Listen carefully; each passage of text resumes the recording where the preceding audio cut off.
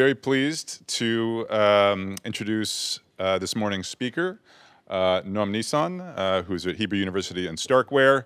Noam sort of remains to this day a legendary complexity theorist, but he also has then in the last 20 years become a legendary mechanism designer. And now in really good news for the Web3 space, he's spending some of his time thinking about issues here. And today he'll talk about multidimensional fees. So Noam, all you. Thank you.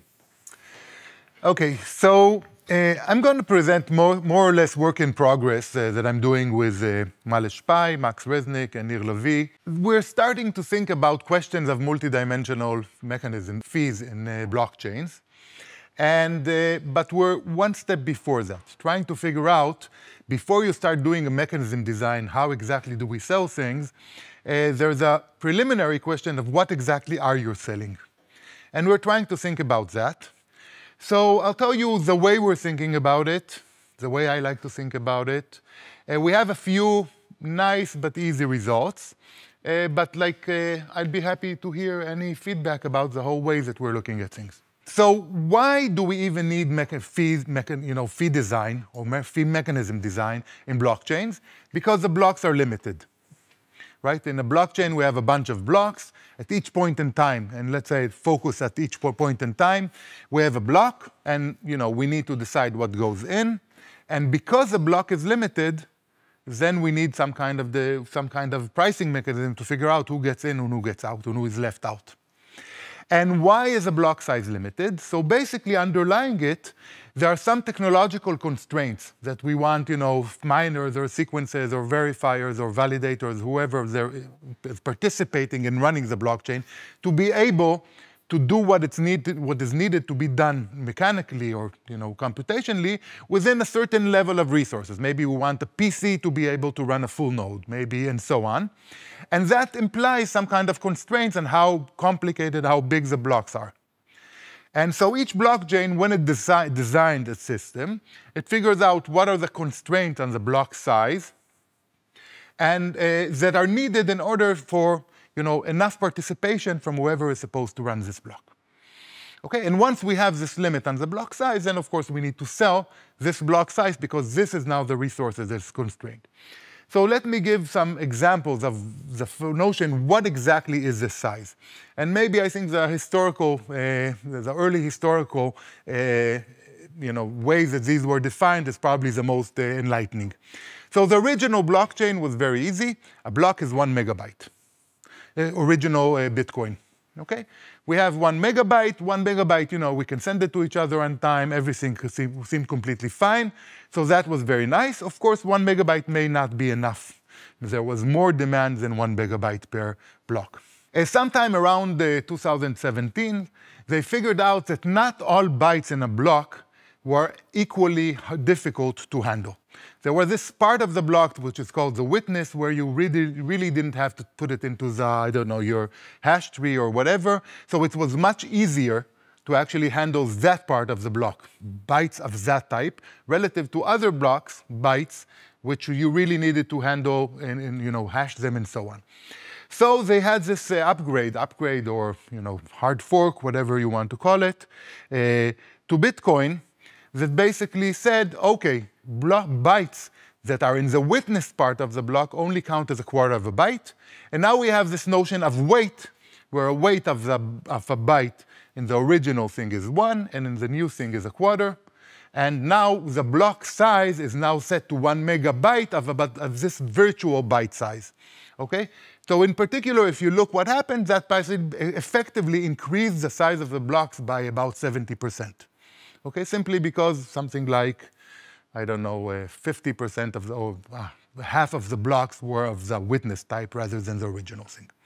Okay, once we got to Ethereum, a very long and sophisticated menu, if you wish, for each type of operation that Ethereum could do for you, how many bytes, or how many gas is that cost, does that cost, right? So there was a very long table. This is a few lines that I had. Some operations are very easy, like addition or loading from local memory of the local memory, and some of them were much more expensive, for example, storing something in the global memory, if you wish, in the state of the system. And of course, there were about, I don't know, maybe 100 different lines of various operations that you could do and how much each one of them cost. And then there was this, this was a gas cost. And this is how we like to think about it now in general. There is some kind of gas measure. A block can be at most 15 million gas. And a gas is calculated according to each operation, how many gas does it take. And once you have this gas measure, once we have a size, so each transaction has its own size, and you have a size limit on the complete block, then you need to, of course, somehow decide how do you allocate the 15 million gas units of the block amongst the different transactions, each one with its own size. And you could do a pay or bid like in Bitcoin. You could do a sort of fixed price, with some complications that I don't want to get into, like in Ethereum. And in both cases, the underlying clever algorithm is the following. You sort the transaction by the price per unit, and you take it greedily from the top down. Okay, very simple algorithm, very clever, I would say. The right way to look at it probably is like, this is like the integer programming relaxation. So the linear programming relaxation, if we were allowed to take fractional transactions, that would be exactly perfect, exactly the last one, we only take a fraction. But because we're not allowed to take fractional transactions, this is not perfect, but some kind of approximation. The exact level and meaning of approximation, it does not important, but I do want to note that this is the algorithm that's used, and not, for example, the one, some kind of polynomial approximation scheme. You can do this kind of problem. There is a better algorithm in terms of formal, getting approximation up to 1 minus epsilon. But no one is using the other one, because this one looks much better. Not only is it much faster, it also plays nicely with the notion of that we think there should be like a price per gas. And this algorithm really works well with this notion, and the real approximation algorithms don't. So in general, this is what is done. Okay, so far we're on the same page? I guess it's worth saying, so, that's what's done in like the reference clients and like the major Ethereum clients, for example. Like, it's not part of the protocol description. Right, yeah, I could write my own one that did a better algorithm if I wanted. Absolutely, right? Yeah. Absolutely. That's completely true. This is the algorithm that we suggest. I don't know of anyone who does something significantly different, except for when they want to do MEV or other considerations that don't fall into this the bids. But is this really the way to represent the constraints that our blocks have? Right? Just finding a gas measure, and we can't have more than 15 million gas in a block. And really what happens is, it's a computer system, complex kind of system with many different parts of the system, very different constraints of the system. And each component of the system has its own constraints. Each aspect of running the system, there are its own constraints. Okay? So for example, we can say that, I want the time that it takes to create a block to be at most 6 seconds. But I wanted the total number of bytes that in a block. I don't want it to be more than 3 gigabyte or megabyte or kilobyte. It doesn't matter. It's like because these are the two different constraints. I can't have my blocks too big, because otherwise I won't be able to send them with enough communication, with the current communication infrastructure quickly enough. And I want the time to be fast enough, because otherwise the blocks won't run on time. So in general, if you have a complex system, there are multiple constraints. And really, the correct constraints that you really have in a block are like the conjunction of all the different constraints, that everything should work, everything should work together in the correct amount of time and the correct amount of constraints. Otherwise, you will not be able to handle the block.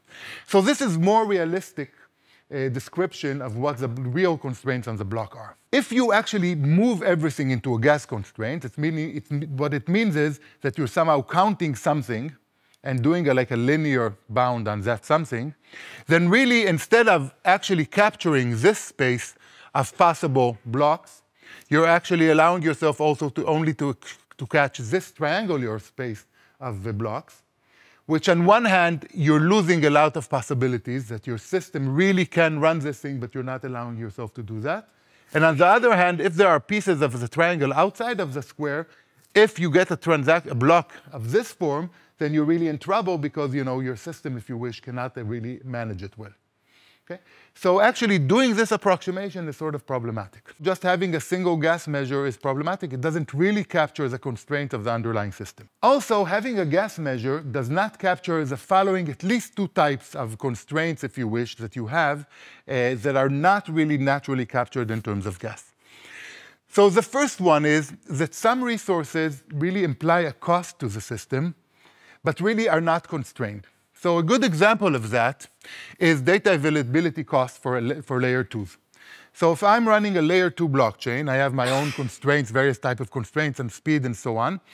But usually transactions that have data that needs to be put somewhere on a data availability layer, for example, on the underlying blockchain below, a lot of times, there are no constraints. I can handle as much data as I want to. These constraints are not as significant as the total constraints of running my system. But whenever I put them somewhere, I need to pay for it. For example, if I put it on blobs, let's say in Ethereum, or used to put it on call data in Ethereum, this is an actual cost that each transaction that uses, I don't know, 5 bytes needs to pay for these 5 bytes.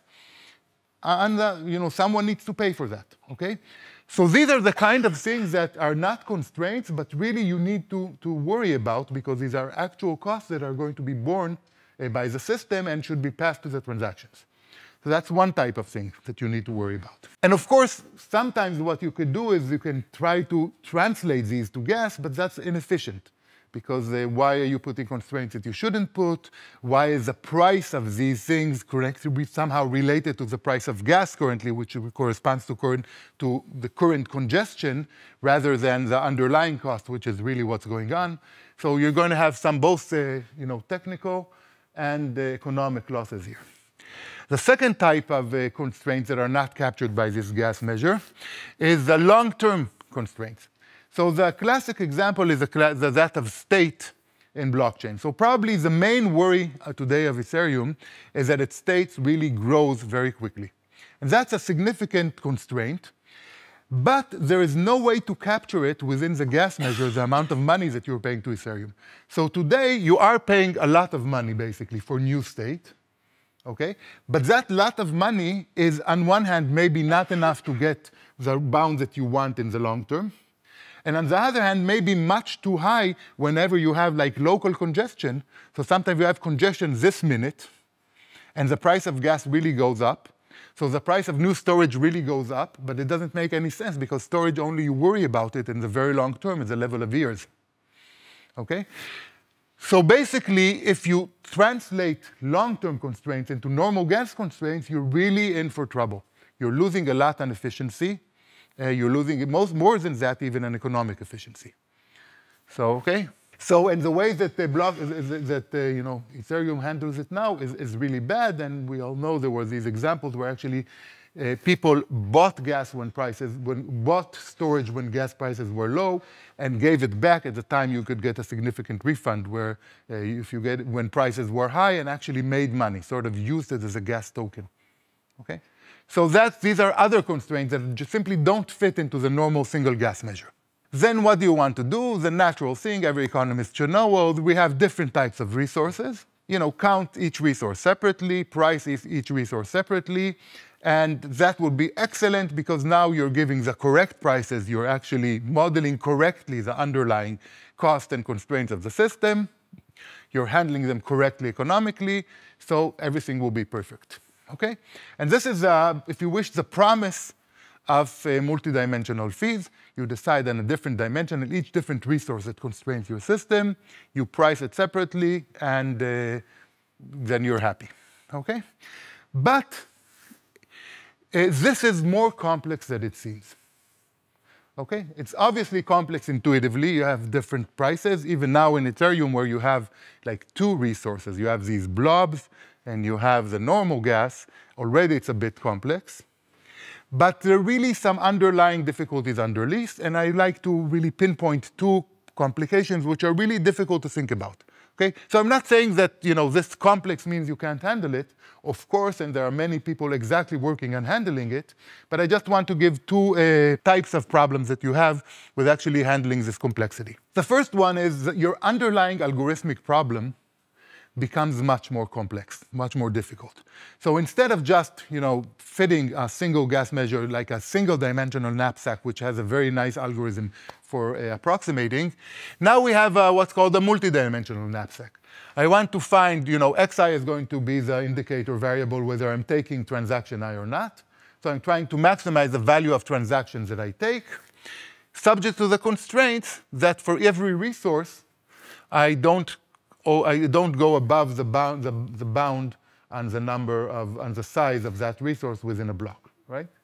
So that's multidimensional. So it's of course NP hard, but it's a more difficult NP hard, if you wish, problem in practice than the single dimensional one.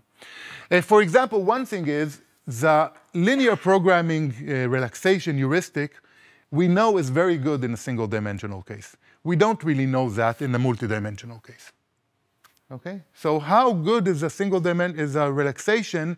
That's sort of a heuristic empirical question, also somewhat theoretical. It's not clear. Also, while you can solve these LP, and this is like not a completely general, you have a small number of constraints, it's not going to be greedy anymore.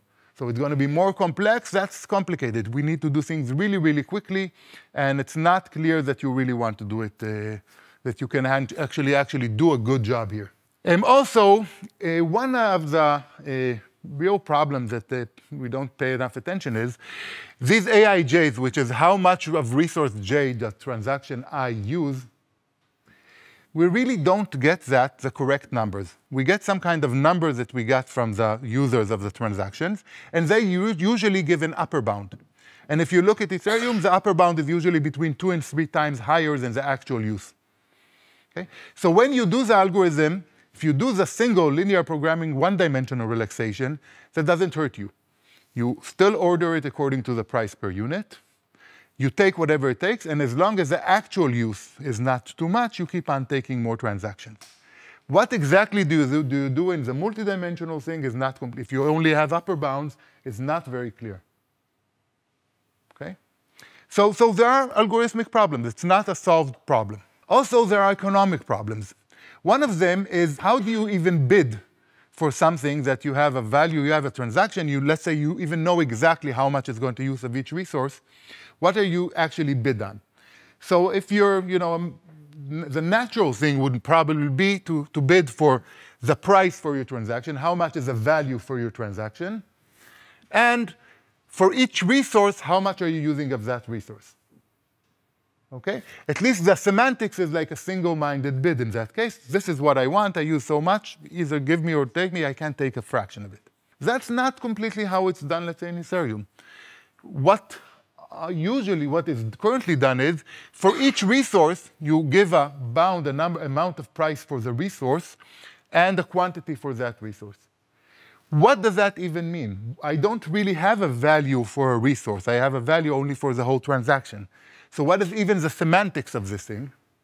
And if we don't know the semantics, how exactly would I know how to bid even? Okay, so the wallet, it needs to put in your bid. Suppose that you tell it, you know exactly how much your transaction is worth. How will it split between the two things? Okay? So I'm not saying that it can't be practically solved completely, but it's a non-trivial kind of issue, and it causes problems, and it definitely plays against this incentive compatibility reason, good UX reason, of why we wanted the 1559 to begin with, let's say. And then how do you compute the resource prices? Let's say if you do a pay your own bid, what exactly does that mean? There's like some underlying interlinear programs that we think should figure out these prices, but how do you get them? How do these prices play with incentives? It's very not clear, okay? So a lot of these are things that make it more complicated to do multidimensional fees. And the basic question that I want to ask is, do we need to go there?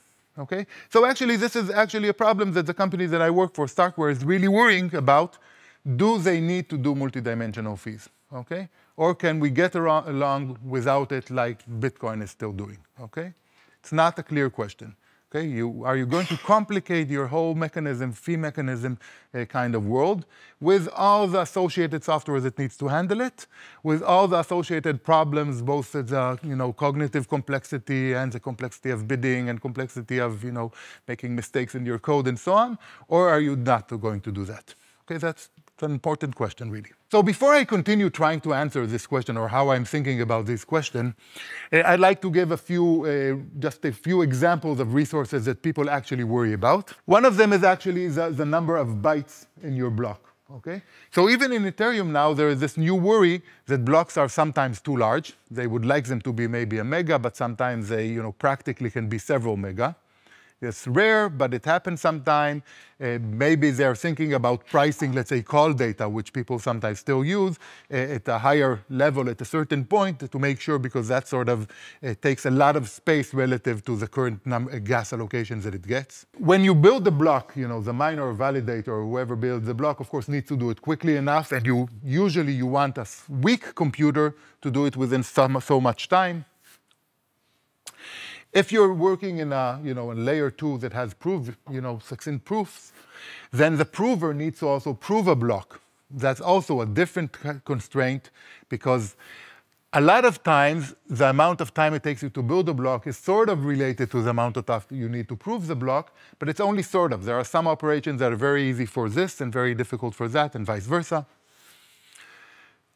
Of course, we have these blobs on Ethereum, which is a kind of resource of keeping information on the blockchain that gets completely different kind of consideration, completely different kind of costs than the normal gas.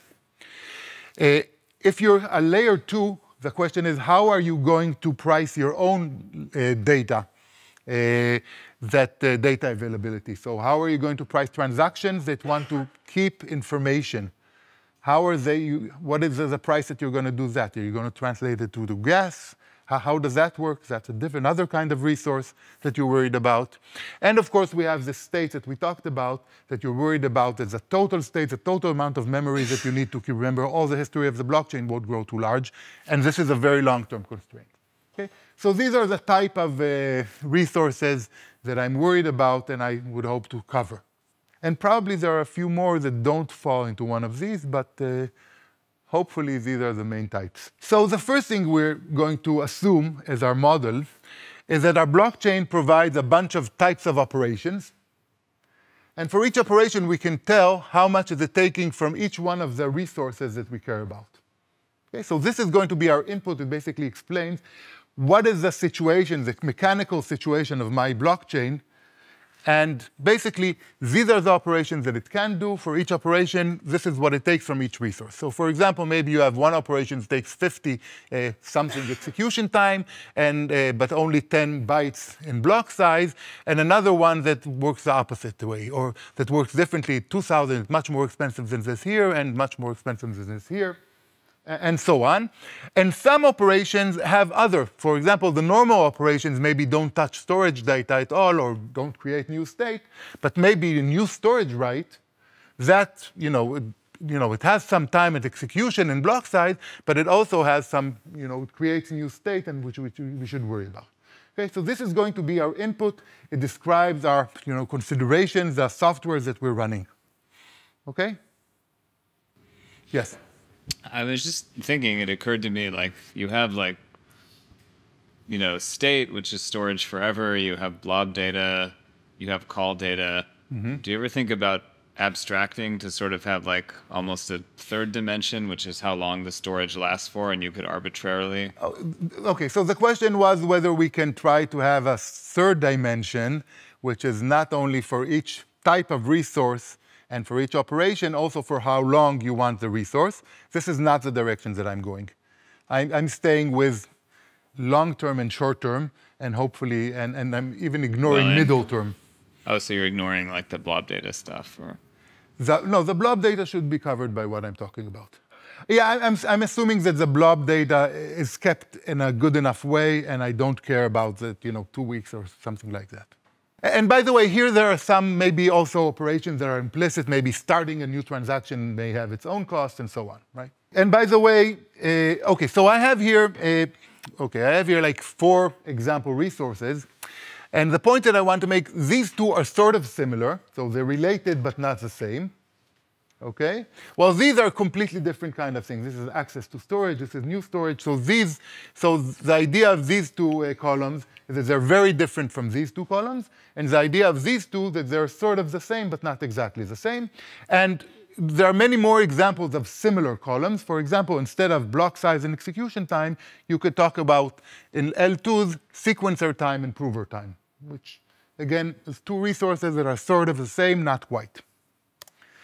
And of course, what we have for each one of these, we have also the capacity of our block, the constraint of our block. And here I'm doing the first, perhaps non-trivial thing, which is not the natural way people think about it. I'm looking at 2 different kind of things. I'm looking at the capacity, which is a normal way we look. Maybe I want 10 megabytes for a block of execution, 10 mega, I don't know, seconds or milliseconds, whatever, microseconds for each execution time, and 1 mega, let's say, byte per block for this. So I have a capacity constraint on the block on each one of these resources. But I also have cost in places that I don't have a capacity constraint, or also when I do have a capacity constraint, but there's also an associated cost, I can write amount of cost here. So for example, the cost of storage may be 1 blob gas. Blob gas is like Ethereum unit. This is like a money for us, right? If I keep stuff on blobs on Ethereum, that's my data availability for my layer 2.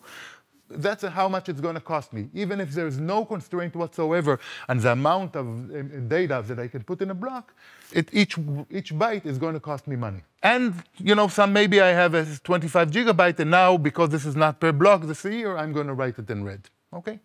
So this is like the kind of input that I'm thinking that I want to try to analyze and figure out what's going on there. How do I design for this system the mechanism, the goods, basically? So 1 blob gas, that's like you're thinking L1 gas, where this is an L2, where you're doing the Yeah. The 1 pricing. blob gas is, if this is an L2, then this is 1 blob gas is a number. Normally, you would say here 1 microcent. Yeah.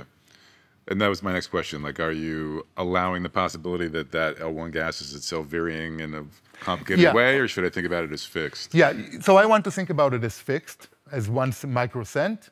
And if it's varying, it's like the exchange rate is varying, then we'll need to handle that on top of everything that I say independently. Okay, so what am I going to do with the rest of the talk? I'm trying to basically say how I'm thinking about how do I try to avoid. So my goal is I don't like multidimensional mechanisms, and can we avoid them or not? That's the question. Okay, how am I going to try to avoid it? Didn't you invent algorithmic multidimensional mechanism design? Yeah, but then you start actually making them work, and you see things are more complicated in practice than in theory. Then you say, okay, let's pedal back, right? So, okay. Okay, so the first thing that I want to do is I'm going to claim this distinction between capacities and costs gives you a lot of leverage. Some things you don't need to worry about. That's the easy part. Then I'm going to do most of the talk is how can I analyze, I have all these gas measures which are sort of related. How can I analyze how much are we going to lose by folding them into a single gas measure? That's the second part. And the third part is I'm going to show that in certain cases, to a certain extent, if you have very long-term constraints, basically you don't need to worry about them. You can completely fold them into costs, and costs we already showed that we don't worry about. Okay? So that's the agenda for the rest of the talk. Okay, so constraint versus cost, this is like an easy part. It's not a constraint. So you don't need to worry about it when you're building a block. That's done. Okay? Okay, what do I mean that's done? What do you do with the costs? So the system is going to pay them. So who is going to need to pay to the system in order for the system to actually pay them to whoever is doing is actually implementing it? Of course, the person who uses it. So the users should pay their marginal cost. If I am asking for additional byte, I need to see how much is that additional byte going to cost to the system, and I am going to need to pay that. Okay? So that's important. I don't pay for the total cost. It's not that I need to see how much is it going to cost for the whole system to handle everything. Just how much is this additional byte, this additional use of a resource cost the system, and that's what I need to pay. Okay, now notice that this cost, these costs that the system pays, there is this one person, one actor that is building the block, let's say the validator that's building the block. Some of the cost he may need to pay. some of the costs someone else will need to pay. Maybe he's only building the block and someone else is going to actually send the money to the data availability provider, right? It's a complicated multi-server system. But in any case, whether it's the builder building, whether it's actually the guy leading the block who's paying the cost, or some other part, the user, the transaction needs to pay that cost. Okay, that's important. Okay, so who should it pay to? So basically it goes in two ways. The cost that the block creator actually needs to pay, actually the user can just pay directly to that, like a fee that goes to the, the tip, or any fee that goes to the block builder. The other costs cannot go to the builder because that will destroy incentives for the, for the builder, okay? But still need to go somewhere. And that somewhere, it doesn't really matter as long as it's not the builder of the block, right? So it's important that the user pays that part of the fees. It's important that these parts do not go to the builder of the block. And beyond that, we can burn them, we can allocate it, move it to the person actually paying when you actually operate the system, whatever. Now, the bids, when you actually are bidding on this kind of thing, you don't really need to, you need to take into account the fact that you're going to pay for each unit that you're actually using of this resource, okay? You may or may not ask the user. The user may or may not actually give a bound on how much is he willing to pay per that, if it's not known in advance, but it's a number. If he doesn't give, of course, when you actually take him into the block, you know exactly what that number is, and you can decide whether to take or not. And but you can also give him the ability to actually give an upper bound on that, and it doesn't change anything when you actually are doing the allocation or pricing or anything like that.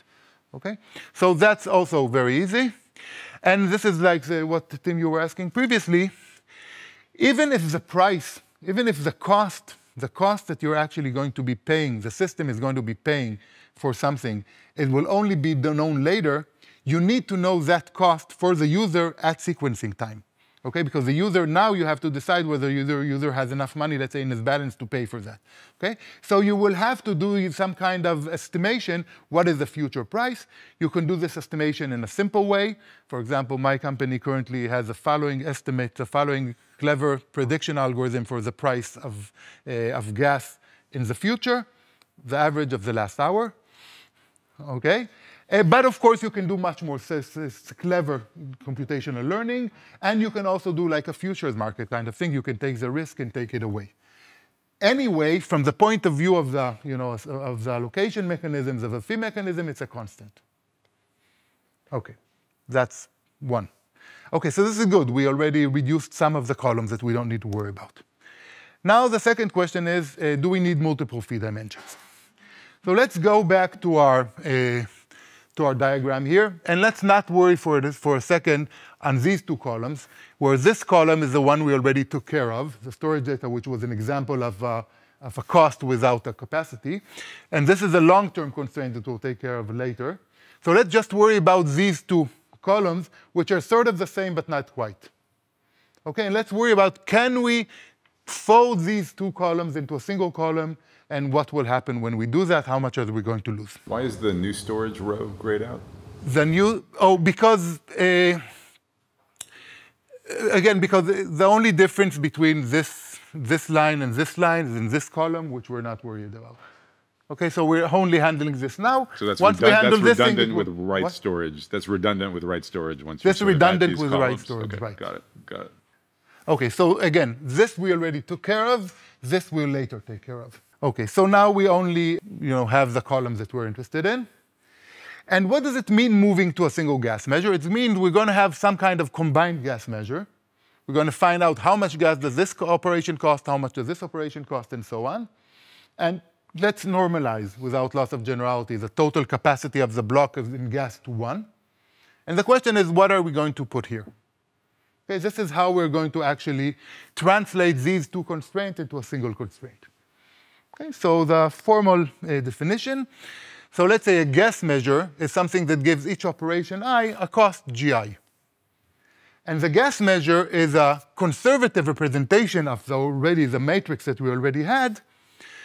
okay, which is Wij, the amount the transaction I uses of resource J, and the total capacity of Bj of resource J, if whenever you take a non-negative vector of resource use, if you're within your capacity of gas, then we know that for each one of the resources, you're not overusing it. Okay? So this would be a conservative guess that actually, if you put these gas measures, you're going to be assured that you're not going to exceed the capacity of any resource on your blockchain. And if you're thinking about, oh, how should I do that? There's a one way, basically, that you want to do that. If you take the maximum over all resources of the fraction of the resource that you're using, that's going to ensure that each one of your resources is not overused. Not only that, that's really the best thing that you can do. If you have any other conservative resource gas measure, then this one is lower than it. Okay, so anything high, any other thing that you have is higher in each and every coordinate. Okay, so really this is the way you do it. You do a maximum. Okay, so for example, if you go back to our thing here, how do we know what is the gas measure for operation 1? Well, we look. What is bigger, 50 over 10 million or 10 over 1 million? And I think it's 10 over 1 million. And that means that the gas measure is 10 times 10 to the negative 6. Okay? And so on. Okay? So for each one of these resources, and here, for example, on the other hand, 2,000 over 10 million or 120 over 1 million, this one turns out to be bigger. So you write here 200 divided by 10 million, 2,000 divided by 10 million. Okay? And this is basically the only thing that you can do if you want to fold it into a single gas measure without doing any, not being conservative. Now a word about why do I want to be conservative here and not allow myself somehow to extend, maybe, on the average I can accept a little bit more and so on. And the main reason is because whenever we do this, we must be robust also against adversaries, right? We can't have like a denial of service attack or anything like that. So we really need to be sure that whatever comes to us, that's not going to hurt our blockchain operation. Okay, so I really need this condition. So now I want to see, this is what we do. This is how we fold. How much are we going to lose by this? What does it mean, how much are we going to lose by this? I'm going to look at 3 different interpretations of the question. 2 will be very simple, and 1 will be interesting. One of them is for the worst case matrix of costs and the worst case distribution on operations. The second is a given cost matrix and the worst case distribution of operations. This is basically what I have as a blockchain creator. I just have my blockchain. I know its technology, but I don't know the distributions that may come from an adversary just want to hurt me. And the third thing is a given matrix and a given distribution of operations. Suppose I know I have some statistics about how much are operations used in my blockchain, and I want to, relative to that, I want to calculate what's going on. Okay, so these are 3 notions that we can study. So for that third one, you're thinking about non-adversarial workloads, basically, right? Yeah, the third one, okay, so the third one, actually, I'm going to be a little bit more careful. I want to make sure that it's conservative in the adversarial sense, that I never go beyond. Okay, so I am limiting myself to the maximum each one, but I'm measuring my loss in the non-adversarial statistical sense. So number 1, it's, I think, pretty well known that if you have k resources, you can lose a factor of k. And the basic example is, suppose the resources are completely independent, then if your normal distribution is it just mixes them completely, if you're each one of them, you're going to count as completely 1, you're basically losing a factor of k. Okay? So basically, taking 3 inequalities, turning them into 1 inequality, you're going to lose a factor of 3. No question about that. That's easy. Okay, so that's not going to be an answer that we want. So, okay, so if our answer is you're going to lose a factor of k if you really have 7 different types of resources, a factor of 7 is probably not good. So now let's look at the other thing. I have a matrix, and now I want to see what's going on in the worst case distribution. So I'll say that a gas measure is an alpha approximate representation if the other direction, okay, not just the gas measure implies that all the constraints are satisfied, but all the constraints are satisfied implies that the gas is satisfied within this alpha factor. Okay?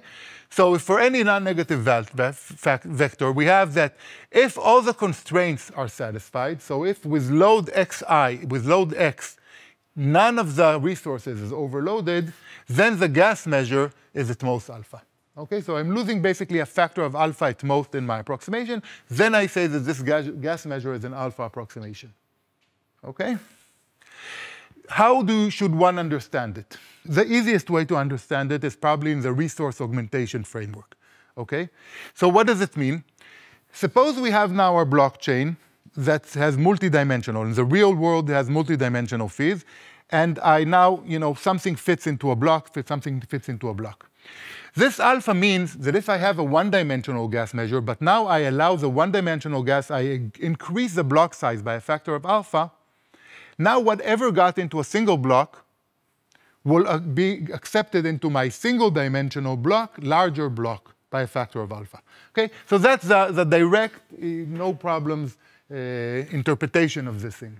You can take any block here and translate it to a block there if you previously augmented the block size by a factor of alpha.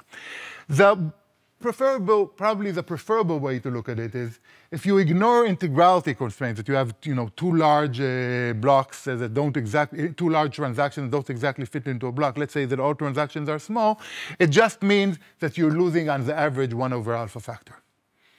Okay, so that that's probably the way to look at it. For every alpha block, for every 100 times alpha block here, you need only 100 blocks here. Okay, so let's go back to our single gas measure.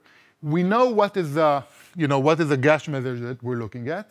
Let's see how much are we going to lose by using this gas measure relative to this truth. This is the question that we look at, and I'm going to do this example. This is going to be sort of proof by example, and then I'll give the general theorem, of course. So I'm going to do the following kind of thing. It's easier to look at it if I first normalize everything in various ways.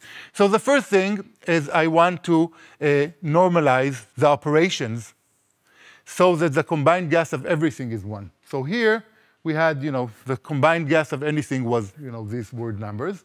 But if I take an operation, instead of looking at operation 1, I look at 7 operation 1s, and I give everything 7 times this execution time, 7 times this block size, and 7 times this combined gas, it's exactly the same problem. Since I'm working in a fractional kind of thing, there's no difference if I have a row for an operation or for any multiple of that operation. So to make things easier, I'm going to first normalize it to 1. Okay? So for example, here, now I have 10 to the 5 operation 1s takes this amount of execution time, this amount of block size, this amount of combined gas. Okay? Now I'm also going to normalize everything by column. Okay? So these capacities, I can arbitrarily, instead of counting execution time in milliseconds, I can count them in 10 to the million milliseconds or something like that. So I'm going to normalize every row to be 1. Okay? It's the same problem. Nothing changed. Okay, so now the nice thing is I have a matrix that all the combined gas is always 1, the capacities are always 1, and I need to see how much am I losing in this matrix. It's exactly the same question we originally had. Okay, so now let's think about it. What are going to be, which rows are important, which rows are not important for this, for my answer, for this figuring out how much am I going to lose for the worst case distribution here on operations. And it's easy to see, I would say, that you're not going to lose. These 2 rows are not going to change the answer. Why is that? Suppose that the worst case operation that really gives me the worst case, competitive ratio, uses a little bit of this operation, of this bra line. But notice that this operation is really a convex combination of these 2 rows. So instead of using this operation, I can use the correct convex combination of these 2 things, okay? And I get something that here is going to be smaller than these, and here is still going to be 1. Okay? So the basic observation, okay, now it should be intuitive. I'm not going to prove it formally. The basic observation is that you always look at in the case of 2 goods, 2 resources, you always look at the most extreme ratios between the numbers on this one and in both directions, and the ones with less extreme ratios really do not matter. Good, so now we reduce the problem even further to this matrix, and now we can completely solve it, right? So let's solve it for general A and B. this is a situation for general A and B, what is going to be your competitive ratio? And the answer is here, is this number, this fraction. This is going to be your alpha. This is going to be the amount that you lose. How do you see that? Well, because what is going to be the worst case distribution here? The worst case distribution is going to try to equalize these two resources, because when one of them is low and one of them is high, only the high one comes into account. So it's not going to be the one that actually maximizes the ratio between the maximum of these and this one. Right? So really the best thing that the adversary, if you wish, the distribution can do actually in order to get a large gap from the single dimensional case would be to equalize the amount of use of this resource and this resource, which happens with these probabilities, and then you just figure it out. Okay? So this is the ratio that you have. So let's look how does this behave. When A and B are 0, we're back into a ratio of 2, which is exactly the case, the worst case that we have. When either A or B approach 1, which means that either this becomes almost dominant resource or this becomes the almost dominant resource, then we approach 1. You lose nothing in these two cases. Okay? So it sort of behaves like we want. And what happens, let's say, with our numbers are 0.5 and 0.6, it turns out that alpha is 9/7, which means that you get 77.7% of efficiency. Okay? So, now you have to worry, is 77.7 the worst case? Is that good enough or not good enough for you? Okay? So this argument. Okay, so what's the general case? So here's sort of a cute theorem, if you wish.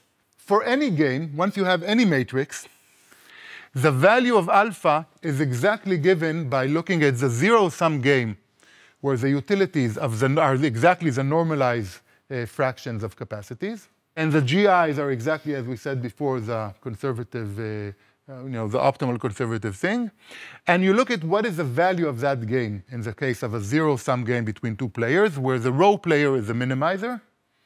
And that's exactly your 1/alpha. If I could try to prove it, but it's probably as easy to actually look at it and figure out why this is true. Okay?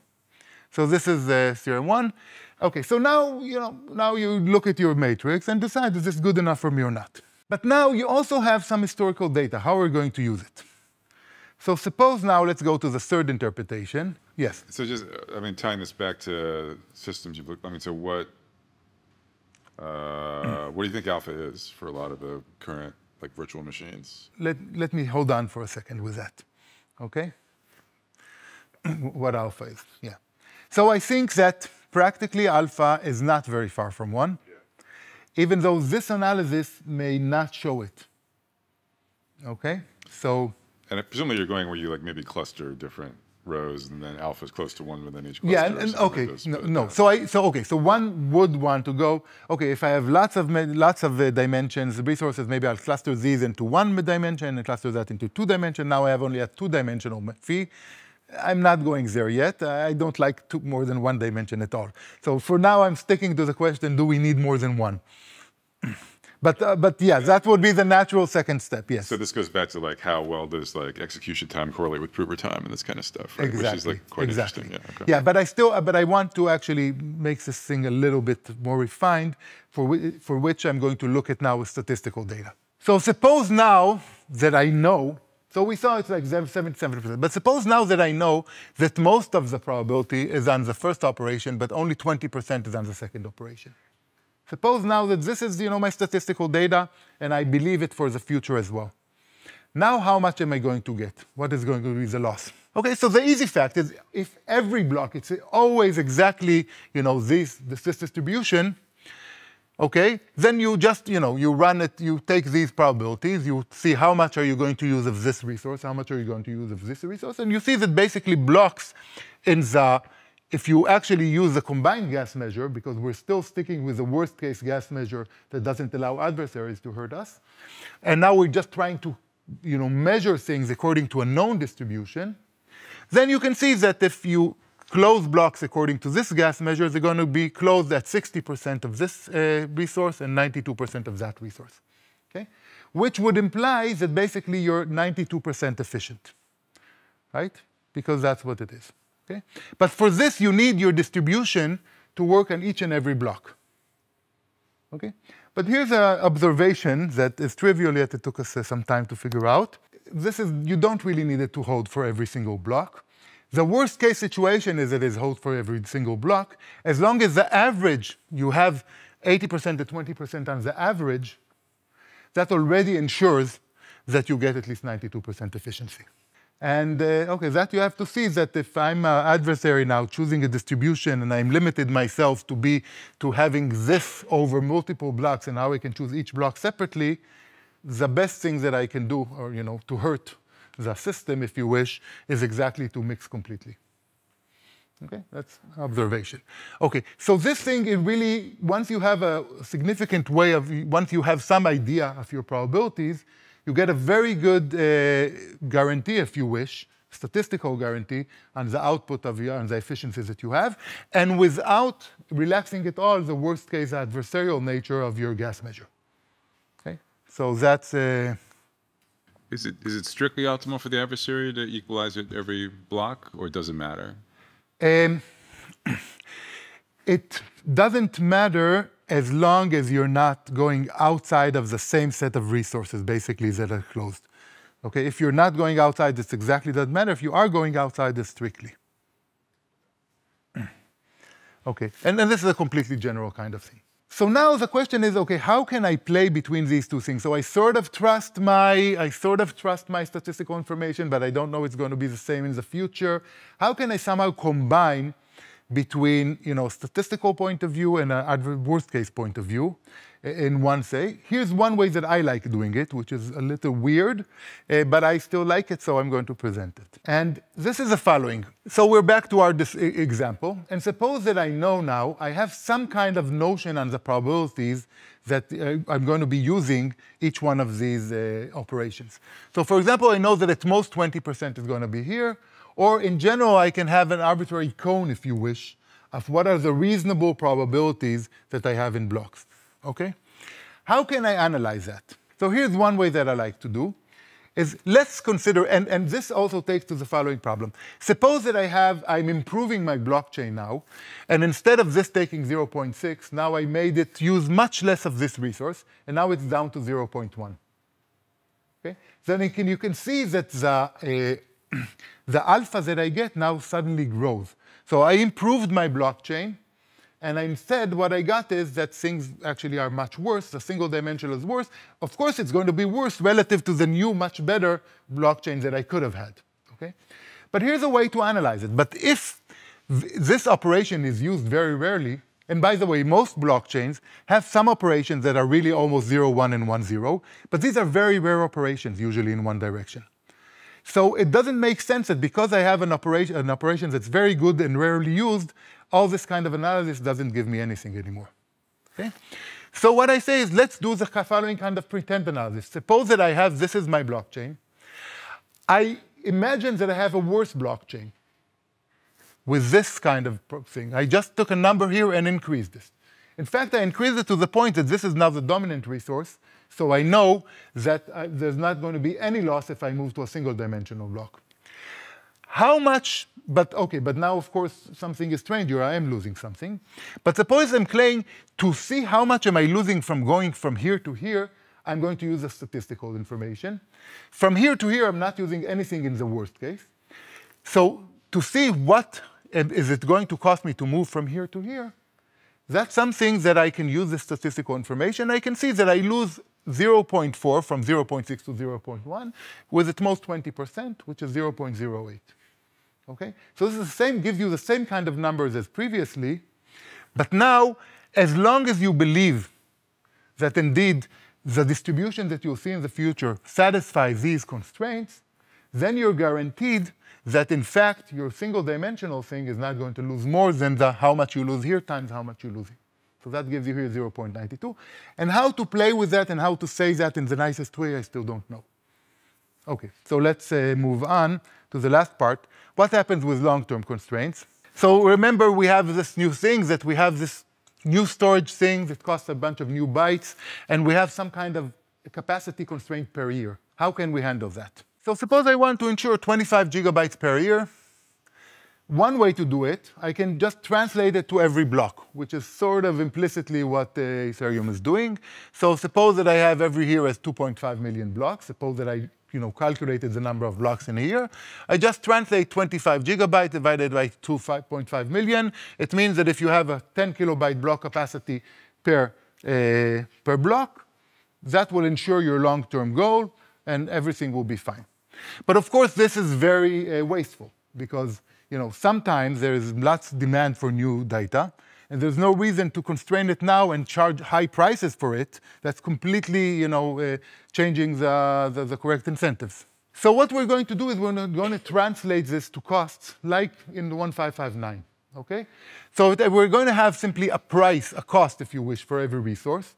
That's going to be updated basically by the same 1559 type of algorithm. Basically, I'm going to multiply the price every time by something that's exponential in how much was I over the intended capacity as a fraction. Okay, so B is how much I used, little b. Capital B is how much I was expected to use, in this case, 10 kilobytes.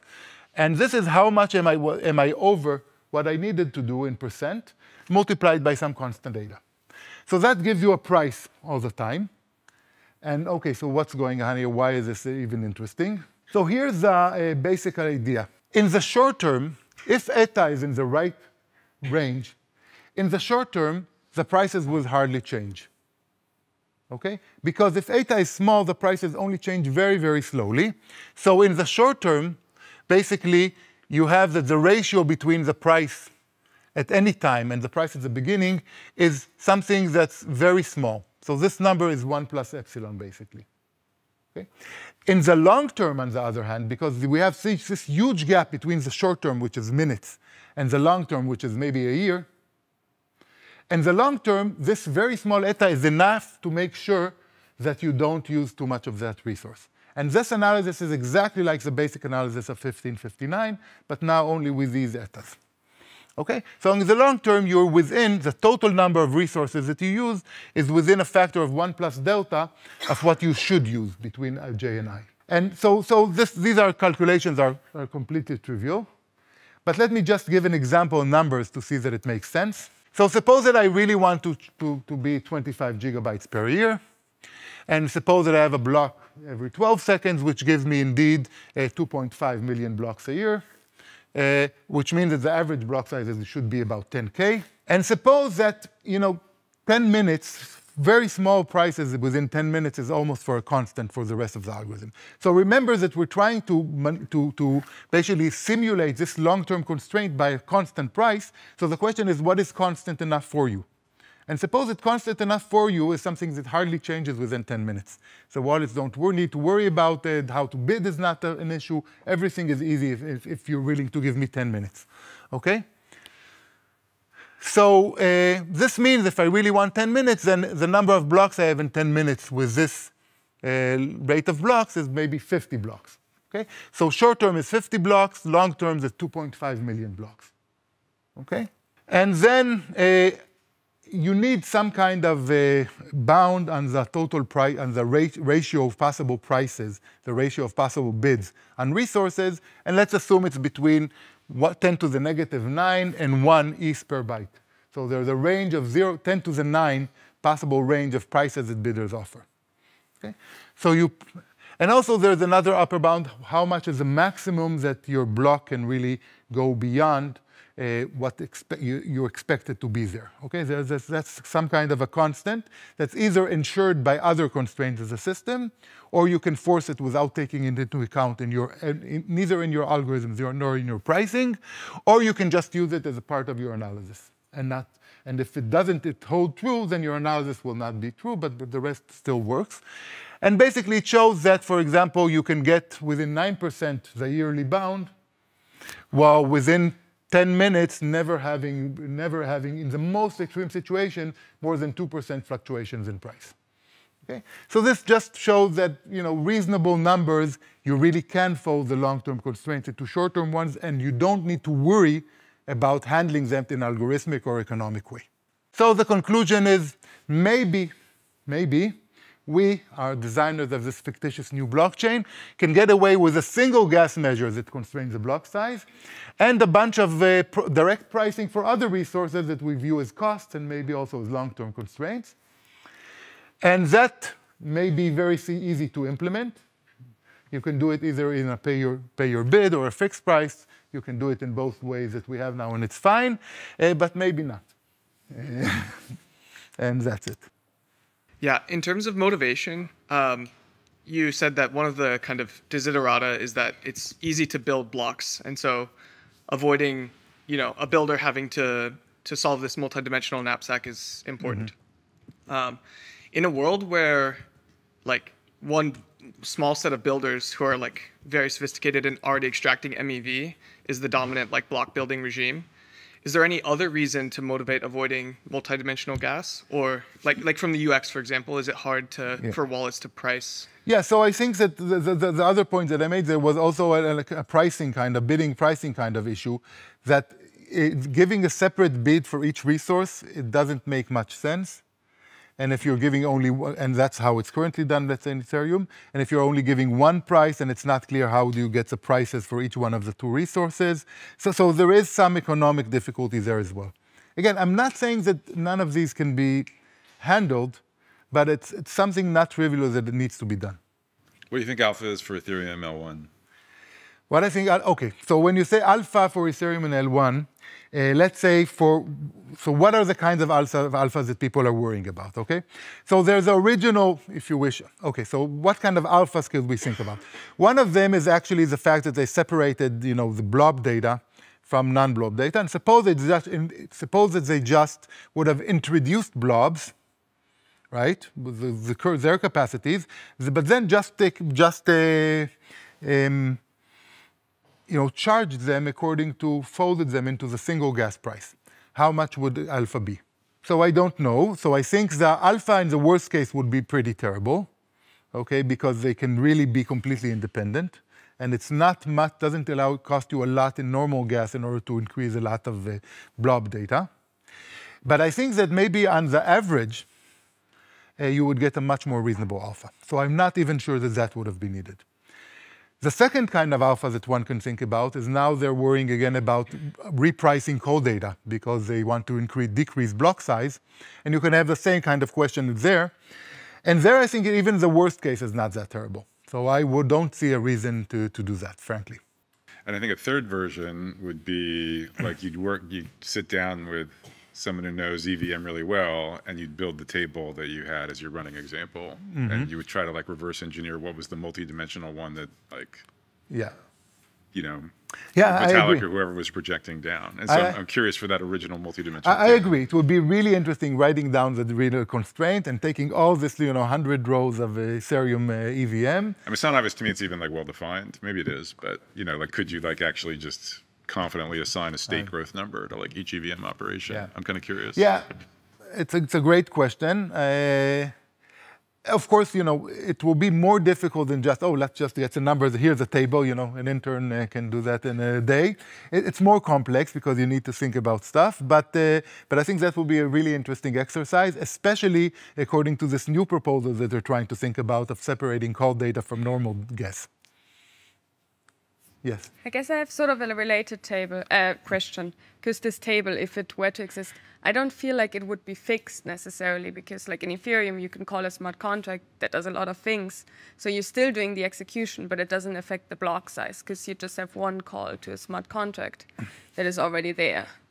So in a sense, like all these separate things would matter sort of like this. Maybe I'm misunderstanding something, but it feels like there is no direct map. Like the table depends on how the transaction is structured in the first place. Okay, good. Yeah, so I think the question is there really even a table? So I thought there was a table, and the combination of a transaction is a linear combination of the cost of the operation.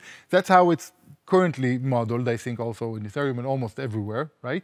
But in reality, that may not be the case. For example, if you have recursion, if you call things, maybe it's not just linear, maybe it's sublinear in some sense, and so on. Probably true. I think sublinearity would still sort of work. I think the same kind of things shouldn't really change much if you have somewhat sublinearity. I am not sure how big an effect this is really. So I think the whole point of getting the cost for each operation is really thinking about the worst case kind of thing and making sure that your blockchain is always robust. And I think if from that point of view, it's always okay. So I can't say, I can't answer in a negative completely because there are risks there and there are possibilities and maybe there are situations where there is a significant difference. But my, I don't know, sort of understanding is that it's sort of linear and that's sort of fine. I think it's the other part of your answer that was buried in there is like, you might say, okay, does the cost of an opcode depend on some broader context? But right. You're just saying, just think about the worst case context. That's what you should fill in that table with for an opcode, basically. Right, yeah, if you have something that's super linear, suppose if you run these two things together, then you really need to add the new stuff information. You need to add that as sort of an extra operation that's implied by using these two things. So getting the table to be more complex is the issue. And by the way, another thing that's really interesting, small changes in the technology underlying the technology. So, usually you keep on improving your blockchain. You improve a little bit something, and then it completely changes the table, and that's the whole point of improving, right? So it's a delicate kind of argumentation, but it's, by the way, it also shows that it's even worse to improve a few things if you have a multidimensional kind of cost, because then you really need to change every one of them. While if you're taking the single-dimensional thing, it's sort of a worst case, so small changes should not matter that much. So the robustness, how robust is all these costs relative to your technology is also a big issue. So going back to the cost part, so it seems like there's some instances where you don't have constant marginal costs, like you have more of like a fixed cost for a block. So for example, like once you're forced to buy a blob for the first time, then if you have leftover space in your blob, the marginal cost is 0. Right. So have you thought about this kind of scenario? Yeah. So this is actually interesting, and it's actually, so let me give you an example. So, okay, so the question was this assumption about marginal cost, let's say for data. Maybe the marginal cost may be 0 if the blob is not full or something like that. Have we thought of the non-marginal cost? So the truth is, yeah, it's very interesting. What exactly is your cost for each unit of data can change very much according to the technology. So for example, let me reveal something from the situation in my company. Currently, we have this, technical limitation, which we didn't think that, we should now work on the software, that you have 1 blob per block. Okay, so it's about the right number, and we said, okay, for now, this is enough. At a certain point, if our blocks are small enough, then we typically never finish a blob. We do not fill a blob completely, in which case, the data costs, the marginal data costs are 0. Okay? So at a certain point in time where our blocks were small, the marginal cost, the actual margin cost was basically 0 for data. So it means that if this is really your situation, you should not charge anything for data. You don't need to try to recover the cost that you're going to have for buying this blob, because you're going to buy the blob anyway. So if I use a little bit more data, you don't need to charge me for it. So when you have that technology, basically the marginal cost can be 0. Once we slightly improve our technology, and now we can basically split many blocks into the same blob, which is not a big deal, but we can do that, of course. Then everything now immediately becomes a true marginal cost, right? Because now we just have blobs. Okay, so if you wish, one technological change that doesn't seem to even directly relate to your cost completely changes what you should charge according to this logic. So it's like in that instance, like the first transaction would have a very high marginal cost of like having to buy the block. Yeah, no, I don't count the marginal cost, sequentially. That's not the way I would like to do that, right? The first one also would have 0 marginal cost because even without it, you're going to use a blob. Thank you.